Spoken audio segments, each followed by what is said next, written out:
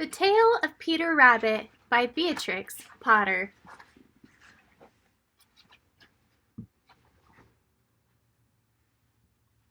Once upon a time, there were 4 little rabbits, and their names were Flopsy, Mopsy, Cottontail, and Peter. They lived with their mother in a sandbank underneath the root of a very big fir tree. "Now, my dears," said old Mrs. Rabbit one morning, "you may go into the fields or down the lane, but don't go into Mr. McGregor's garden. Our father had an accident there, and he was put in a pie by Mrs. McGregor." "Now run along and don't get into mischief. I am going out." Then old Mrs. Rabbit took a basket and her umbrella and went through the wood to the baker's. She bought a loaf of brown bread and 5 currant buns.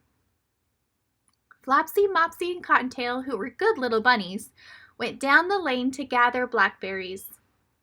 But Peter, who was very naughty, ran straight away to Mr. McGregor's garden and squeezed under the gate.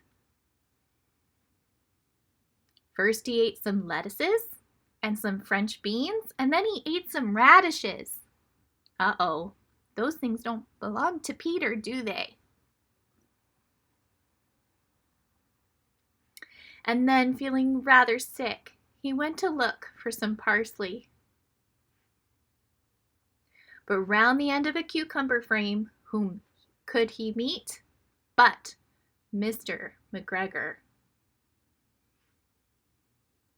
Mr. McGregor was on his hands and knees planting out young cabbages, but he jumped up and ran after Peter, waving a rake and calling out, "Stop! Thief!" Peter was most dreadfully frightened. He rushed all over the garden, for he had forgotten the way back to the gate. He lost one of his shoes among the cabbages and the other shoe amongst the potatoes. After losing them, he ran on 4 legs and went faster, so that I think he might have gotten away altogether if he had not unfortunately run into a gooseberry net and got caught between the large buttons on his jacket. It was a blue jacket with brass buttons, quite new.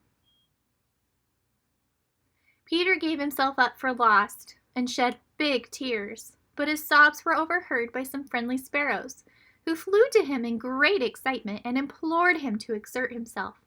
That means they told him, "Don't give up. You can do this."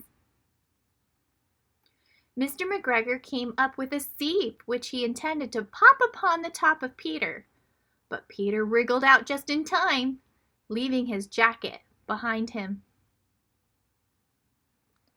And he rushed into the tool shed and jumped into a can.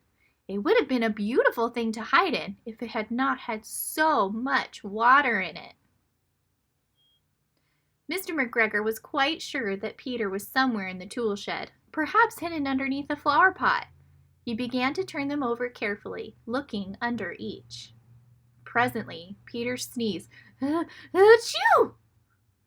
Mr. McGregor was after him in no time, and tried to put his foot upon Peter, who jumped out of a window, upsetting 3 plants. The window was too small for Mr. McGregor, and he was tired of running after Peter, so he went back to his work. Peter sat down to rest. He was out of breath and trembling with fright. He had not the least idea which way to go. Also, he was very damp with sitting in that can. After a time, he began to wander about, going lippity, lippity, not very fast, and looking all around. He found a door in a wall, but it was locked, and there was no room for a fat little rabbit to squeeze underneath. An old mouse was running in and out over the stone doorstep, carrying peas and beans to her family in the wood. Peter asked her the way to the gate, but she had such a large pea in her mouth that she could not answer. She only shook her head at him. Peter began to cry. Oh, boys and girls, you can't help but feel bad for Peter. He's not a naughty bunny. He just didn't make a very good choice. And I think he's learned his lesson, don't you? Yeah. I hope this story ends well, and I hope he gets home. Then he tried to find his way straight across the garden, but he became more and more puzzled. Presently he came to a pond where Mr. McGregor filled his water cans. A white cat was staring at some goldfish. She sat very, very still, but now and then the tip of her tail twitched as if it were alive. Peter thought it best to go away without speaking to her. He had heard about cats from his cousin, little Benjamin Bunny. He went back toward the tool shed, but suddenly, quite close to him, he heard the noise of a hoe. Scritch, scratch, scratch, scritch. Peter scuttered underneath the bushes, but presently, as nothing happened, he came out and climbed upon a wheelbarrow and peeped over.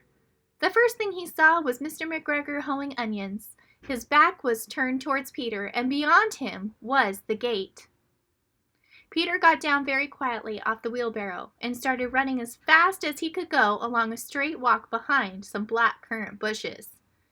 Mr. McGregor caught sight of him at the corner, but Peter did not care. He slipped under the gate and was safe at last in the wood outside the garden. Mr. McGregor hung up the little jacket and the shoes for Scarecrow to frighten the blackbirds. Peter never stopped running or looked behind him until he got home to the big fir tree. He was so tired that he flopped down upon the nice soft sand on the floor of the rabbit hole and shut his eyes. His mother was busy cooking. She wondered what he had done with his clothes. It was the second little jacket and pair of shoes Peter had lost in a fortnight. I am so sorry to say that Peter was not very well during the evening. His mother put him to bed and made some chamomile tea, and she gave a dose of it to Peter. 1 tablespoon to be taken at bedtime. But Flopsy, Mopsy, and Cottontail had bread and milk and blackberries for supper. The end. This book was written by Beatrix Potter, who was born to a wealthy family in London and was raised by governesses. That's like a nanny or a teacher who's at home instead of attending school with other children. She loved animals and had many pets, including rabbits.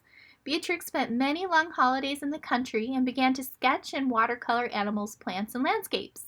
She studied art at the National Art Trading School, and her first commercial success was selling art used in greeting cards. The tale of Peter Rabbit began as a letter she wrote and illustrated to the children of one of her former governesses. Beatrix later transformed it into a book, which she published. The enchanting story was published by Friedrich Warne & Company, and readers everywhere were captivated by the tale of a mischievous bunny. Beatrix Potter went on to write more than 20 children's stories. She used the proceeds from her books to buy a farm and other nearby land to help preserve the unique hill country landscape. She left most of her property to the National Trust. She is credited with preserving much of the land that now constitutes the Lake District National Park. Potter's books continue to sell throughout the world in many languages, with her stories being retold in song, film, ballet, animation, and her life depicted in a feature film and television film. So, boys and girls, she doesn't look very old in that picture. Do you think that you could write stories?